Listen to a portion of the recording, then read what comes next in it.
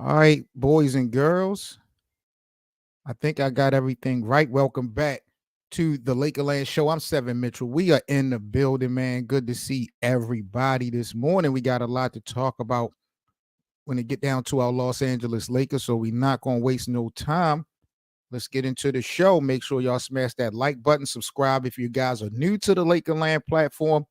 Let's get into the show, y'all. Basketball, a game of giants.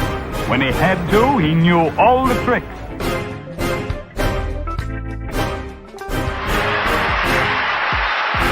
Nobody can pass that ball through the heart of the line. 6. You're trying to put on a show here. Here we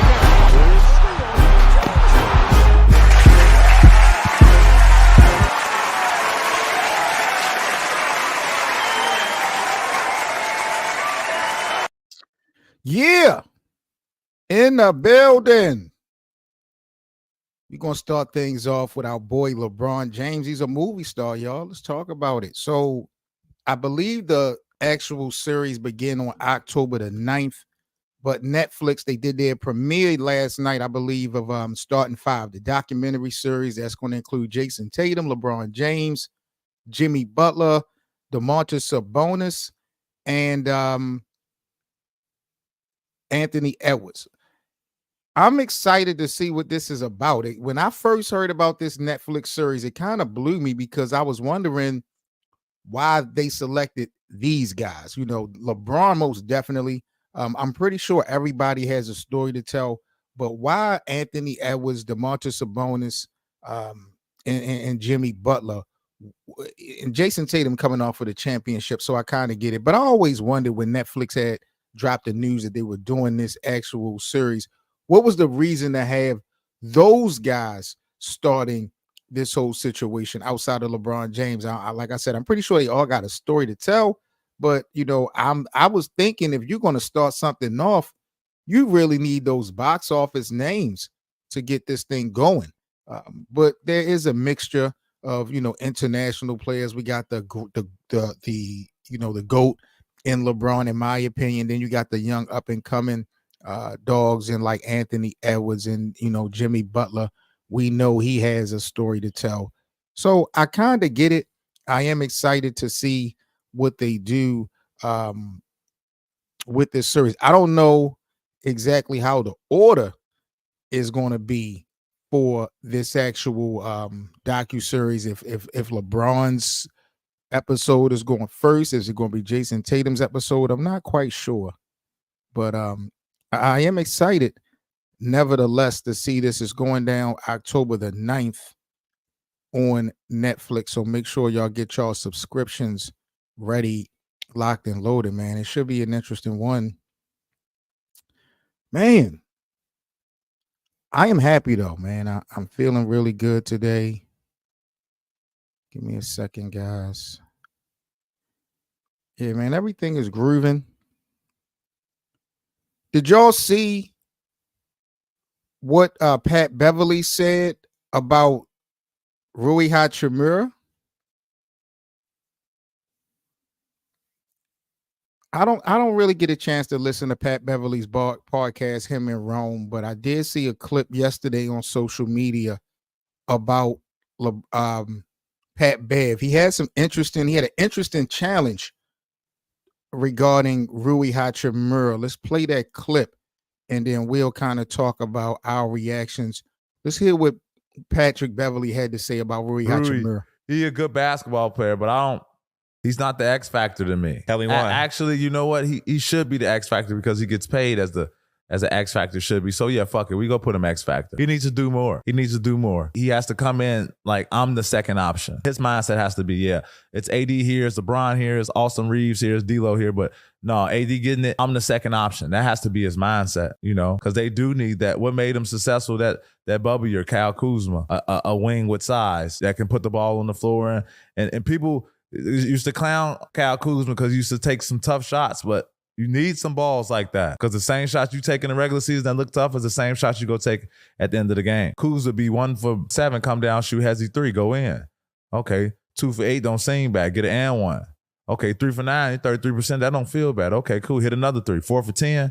Next thing you know, you hit 2 more shots. I'm 7 for 12. That ain't too bad. I don't think Rui, this past year and playing with him, I don't think he has the attitude of I missed 7, the next one going in. So I think once he changes that, I think he changes him as a basketball player. What y'all think? Patrick Beverley challenging Rui Hachimura. I'm going to say this.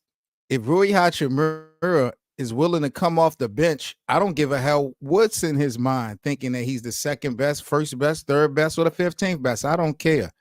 Rui Hachimura does not need to start, in my opinion, for the Los Angeles Lakers because we have so much of a weak rotation in that second unit.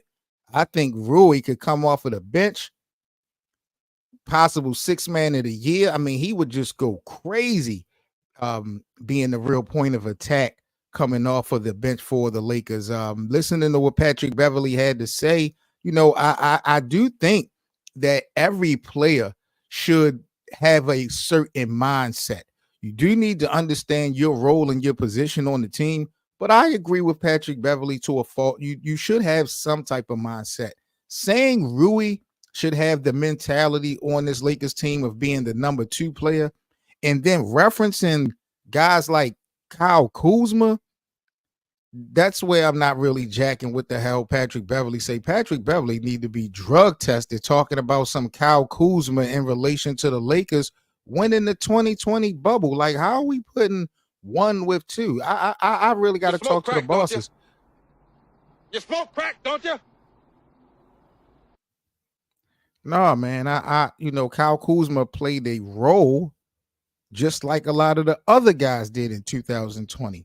The Dwight Howards, the Rajon Rondos, those guys were just as pivotal, if not more pivotal, than Kyle Kuzma. So when it comes to what Patrick Beverley was saying, I have to disagree with him halfway because, his reasoning for Rui challenging himself to be the second best player on the Lakers team doesn't make sense when you're bringing up the name of Kyle Kuzma. Why would you bring up Kyle Kuzma's name? Because he was never the second best player. He never looked like the second best player on the Lakers team. So I don't really know what's up with that reference, to be honest with you. But, shout out to Patrick Beverley. If y'all check out his podcast, y'all let me know in the comments section what y'all think about Patrick Beverley and his pod. Shout out to him and the homie Rome. Next up here on the Lakerland's platform, let's go to NBA Twitter. Let's see what's going on in LA. I seen that D Rose had got waived by the Memphis Grizzlies, if I'm not mistaken. Would y'all want to see Derrick Rose in a Lakers uniform? I don't think so. That doesn't really excite me, to be honest.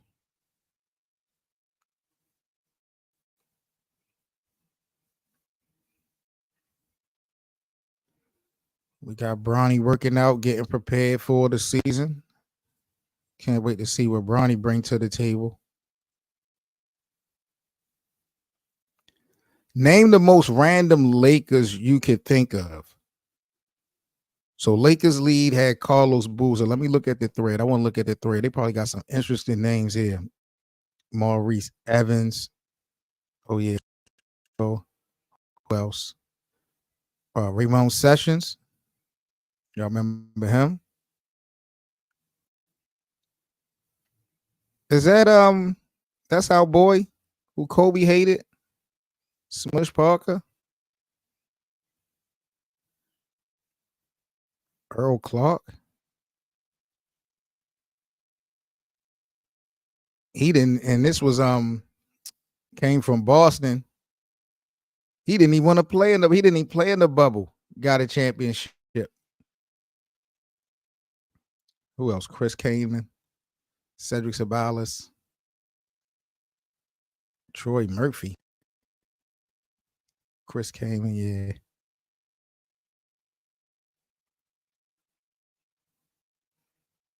Wow.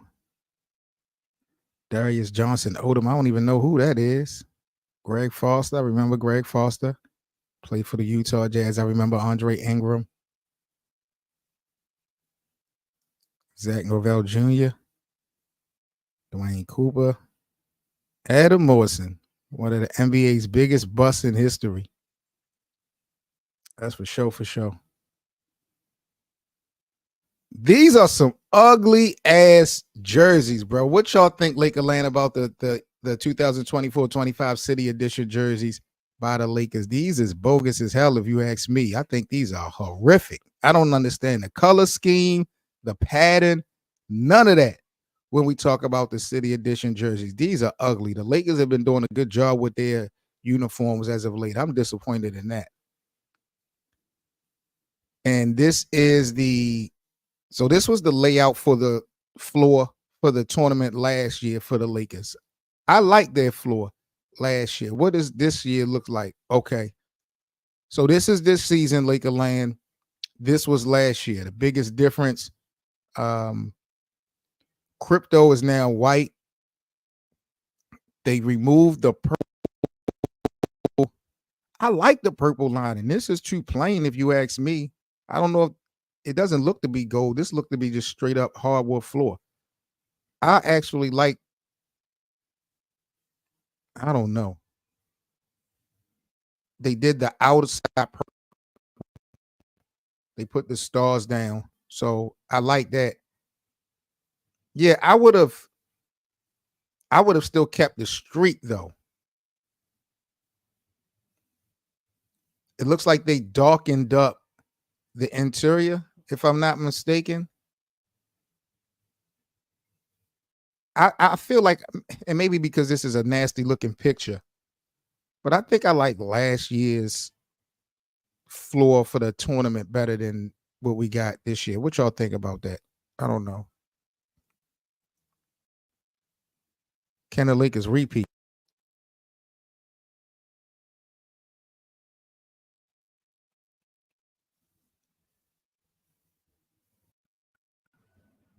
Yeah, I like the orange jerseys, the black joints. They was hard. Lakers should bring them back way before those stupid City jerseys. Dwight Howard said he and Kobe left a lot of shit on the table. We could have figured it out. No, Dwight. I'm sorry. I'm not going to allow you to go there, Dwight. You may have left a lot on the table. Kobe Bryant won 5 championships with the Los Angeles Lakers. Blood, sweat, and tears from Kobe Bryant. So for Dwight Howard to sit up here and say that they left a lot on the table is cat. You quit on Kobe. You didn't give Kobe an opportunity to get better and healthier. You ran to Houston. You know, you came back, won a championship with LeBron, but Dwight need to stop using Kobe name so much for clout. It's starting to get real weird now. I ain't even gonna lie to y'all. This should be the NBA logo. I don't think so. Shams could be more determined to beat out ESPN than simply replace Adrian Wojnarowski. That's crazy. Well, Lakerland.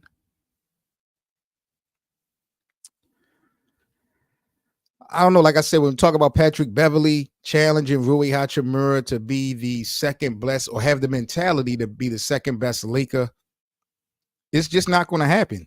You're not the second best player on the team. You don't have the skill set to be the second best player on the team. You're not going to have the opportunity or being put in position to be the second best Laker. Rui Hachimura need to just know his role and play it to the max.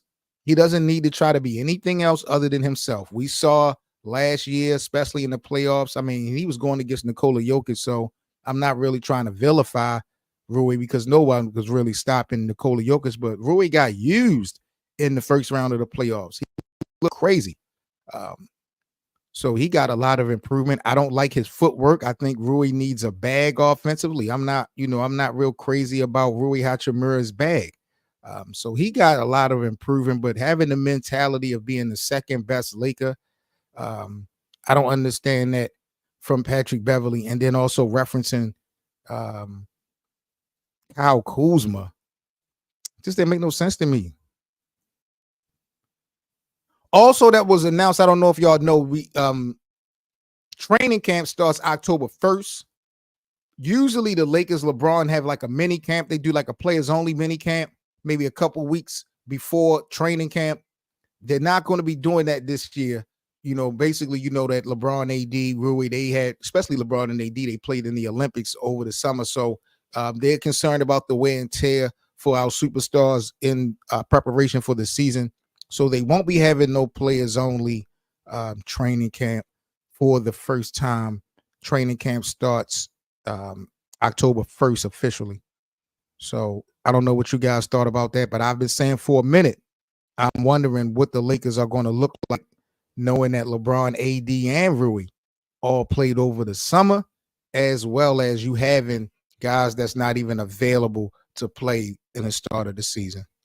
So that's where I stand at with that today here on the Lakerland Show. I got to get ready to get the day started, man. Make sure you guys like, comment, and subscribe to the platform if you are new to the Lakerland's platform. Shout out to Hank and BA.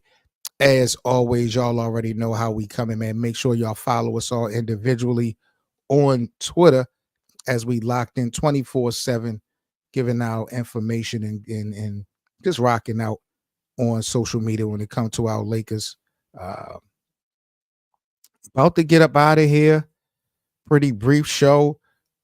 Quick reminder, if you guys would like to donate to our platform to help it grow, you could join our membership, or you can send a donation straight over through our Cash App at Lakerland Show. We definitely appreciate the continued support. Let me get up out of here. Signing off. Y'all stay safe until tomorrow. I'm Seven Mitchell with the Lakerlands podcast. Be good, everybody. Peace.